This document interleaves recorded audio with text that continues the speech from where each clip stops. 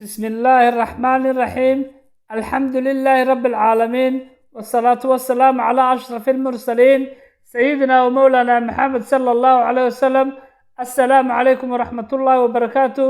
وحن هلكن كسلام يا تمان صومالي محمد ميل والبيت شوغان وحا هلكا إنو غسي سعون دونا إن شاء الله قبيدي دينيغاها ارتحاناها وحا قبيغا مانتا ليلة دمركا wuxuuna ka hadlayaa dumarka kaalinta laxaadka leh ay nolosha kaga jiraan. wuxuuna ku bilaamayaa insha allah sidan: dumarku waa udub dhaxaadkii nolosha. dumarku waa ayatiinka nolosha iyo aqalka.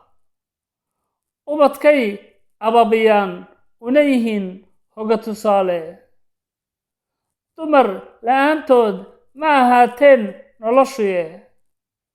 dumarku waa udub dhaxaadkii nolosha.